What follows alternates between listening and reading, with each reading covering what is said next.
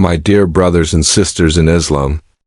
Welcome once again to our Ramadan series on the stories from the Quran. Alhamdulillah, today marks the third session of our tafsir series, where we explore the profound lessons contained within the noble Quran. In this session, we will witness how Allah subhanahu wa ta'ala introduces the crucial concept of faith through the lens of accountability for our deeds on the Day of Judgment. This serves as a powerful warning for humanity, reminding us of the consequences of arrogance and disobedience. As the discussion progresses, Allah subhanahu wa ta'ala transitions into a remarkable narrative, the story of Musa, Moses, peace be upon him, and his journey with Khidr, peace be upon him. This story is rich with wisdom and holds invaluable lessons for anyone who seeks to understand the divine wisdom behind life's trials. It emphasizes the fundamental reality that whenever Allah grants a human being a particular skill, talent, or ability, there lies a risk that this gift may give rise to arrogance and pride. The key to avoiding such a downfall is the realization that no matter how much knowledge, power, or skill a person possesses, there will always be someone with greater knowledge, greater wisdom, or a higher rank than them. This principle is beautifully captured in the words of the great scholar Imam Ash-Shafi, who once said, "The more I learn, the more I realize how little I know." This realization humbles the true seeker of knowledge, reminding them that absolute knowledge belongs only to Allah subhanahu wa ta'ala. So, my dear brothers and sisters in Islam, let us embark on this enlightening journey into the story of Musa and Khidr, reflecting upon its lessons and understanding how humility in seeking knowledge is the key to true elevation in the sight of Allah. The reality of wealth and children. Picking up from where we left off in our previous session, we continue with verse 46 of Surah Al-Kahf. Allah subhanahu wa ta'ala says, "Wealth and children are but adornment of the worldly life.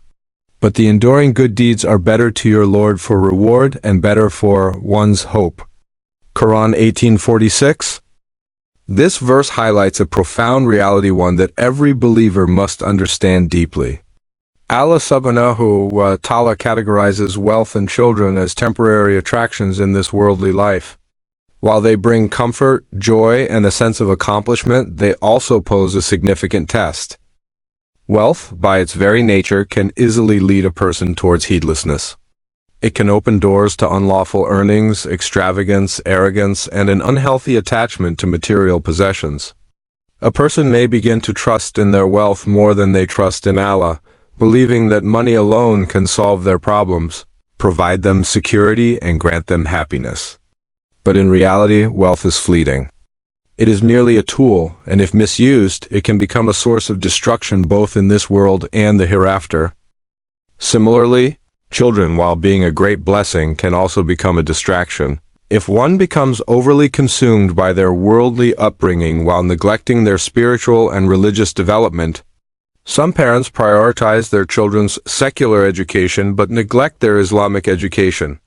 They work tirelessly to enroll their children in prestigious schools, ensuring they excel academically, yet they fail to teach them the fundamentals of their deen. Others focus on providing their children with luxuries, ensuring they inherit wealth and property, but fail to cultivate in them the values of gratitude, humility, and reliance upon Allah. This is why Allah warns us that wealth and children, though beloved to us, should not distract us from our ultimate purpose, earning the pleasure of Allah and securing a place in the hereafter. The everlasting good deeds. While wealth and children are temporary, the deeds we perform for the sake of Allah are everlasting.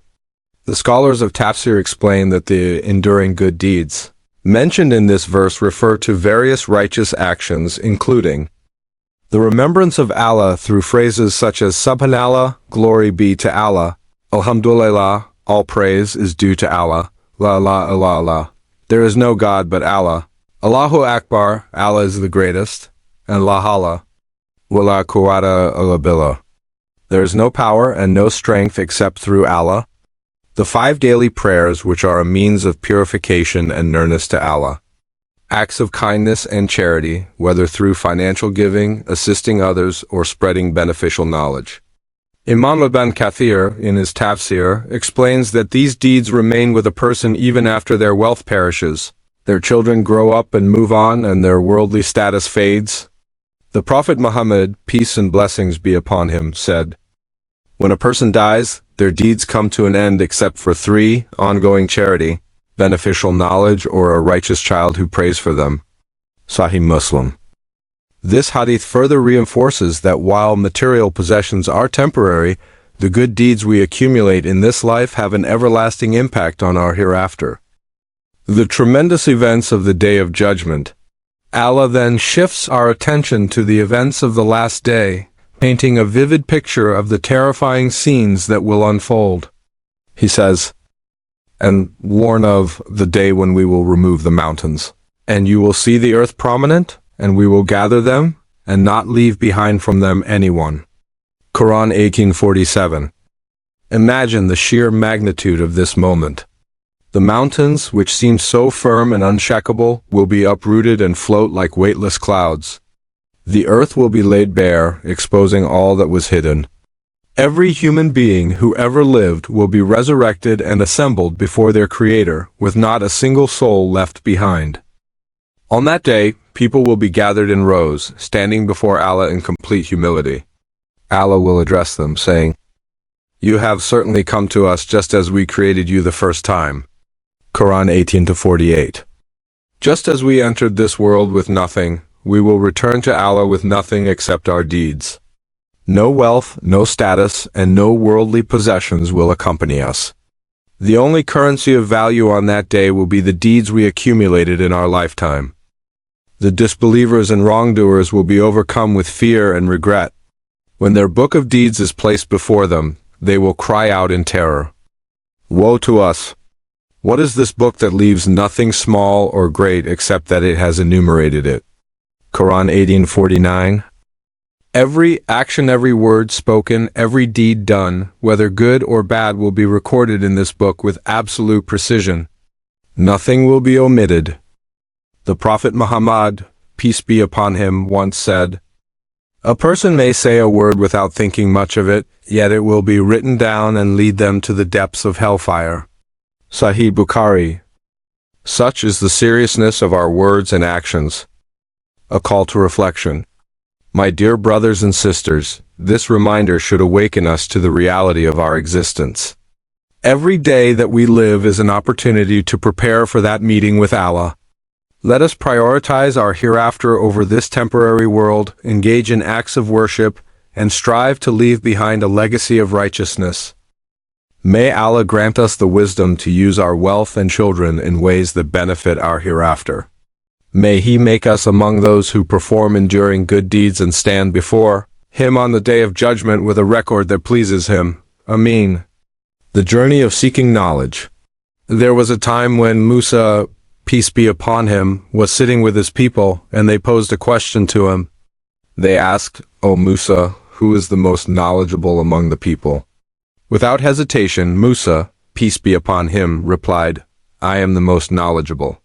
But in doing so, he did not add the crucial qualification except for whom Allah grants more knowledge. So, Allah, in order to correct this assumption and to teach a profound lesson, revealed to Musa, peace be upon him, that there was indeed another servant of his who had been granted special knowledge that Musa did not possess.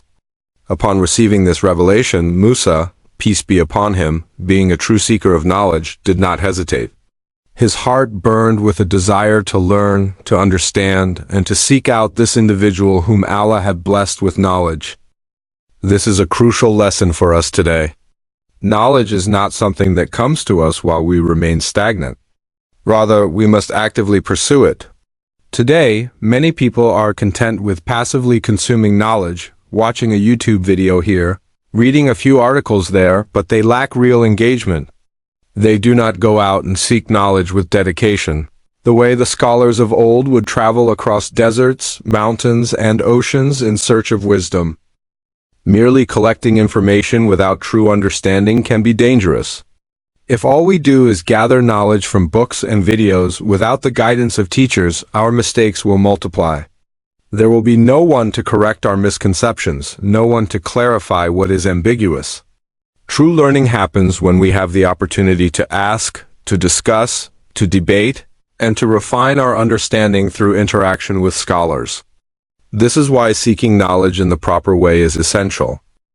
So Musa, peace be upon him, with the eagerness of a true student, set out on this journey to seek knowledge. He declared to his servant, "I will not stop until I reach the junction of the two seas, or I will continue for a very long time." This was his determination. He would not give up his pursuit of knowledge, no matter how long it took. The phrase, "a very long time" in Arabic is expressed as kukban, which can mean an indefinite period, even stretching to 1,000 years. Musa, peace be upon him, was essentially saying, "I will keep searching for knowledge, no matter how long it takes, even if it means spending an entire lifetime." This relentless dedication to learning is something we should all aspire to. Losing the sign a test of focus? As they traveled, they reached the place where the two seas met. Here, something significant happened. Musa's servant forgot about the hut, the fish or whale they had brought with them. This fish was a sign, an indication of where they would find the wise servant of Allah. But in the midst of their journey, they became distracted. The fish slipped away into the water and took its path miraculously through the sea. Time passed, and as they continued their journey, fatigue set in. Musa, peace be upon him, finally said to his servant, "Bring us our meal. We have certainly been exhausted by this journey." It was at this moment that the servant remembered. He said, "Do you remember when we rested by the rock? I forgot about the fish, and nothing made me forget except for Shaitan, Satan.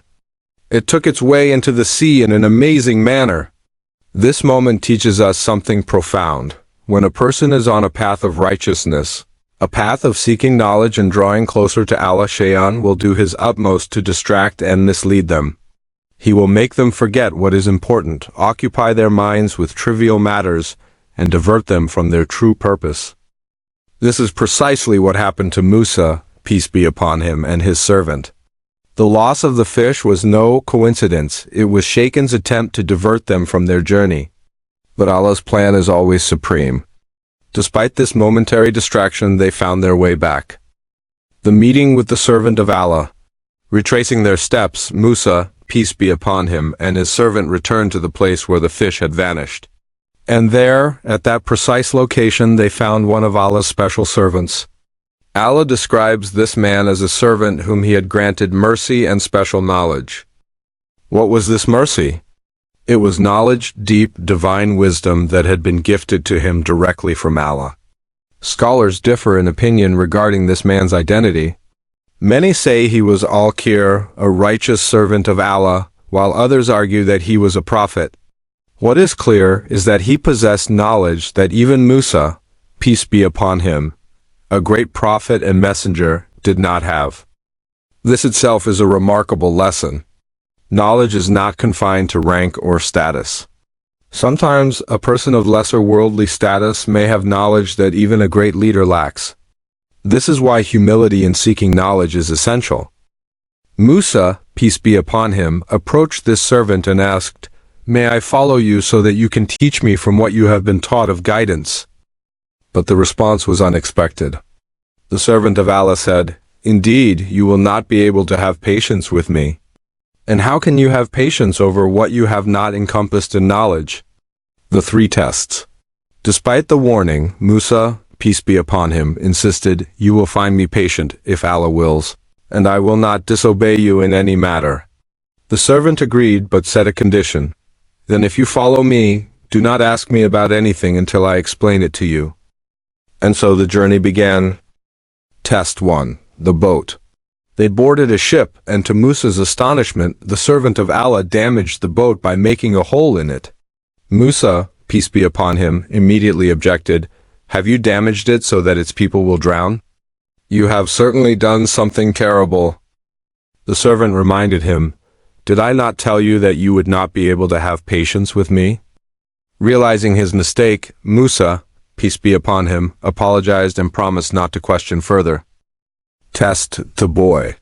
They continued their journey and encountered a young boy.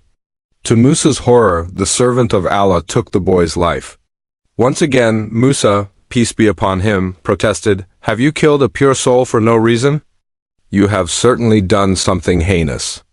The servant reminded him again, and Musa, peace be upon him, though struggling to understand, resolved to remain silent. Test 3. The Wall. They entered a town where they were treated. As they were leaving, they saw a wall about to collapse. The servant of Allah repaired it, expecting no reward. Musa, peace be upon him, commented, "If you wished, you could have taken some payment for it." At this, the servant of Allah said, "This is where we part ways. But I will now explain what you could not bear with patience." He revealed that he damaged the boat to protect it from a tyrant who was seizing all seaworthy vessels. The boy was killed because he would have grown into a source of great corruption. The wall was rebuilt because it concealed treasure belonging to orphans. Had it collapsed, it would have been stolen. The ultimate lesson. This story teaches us that Allah's wisdom often operates beyond human comprehension. Sometimes what seems harmful in the short term is actually a mercy in disguise.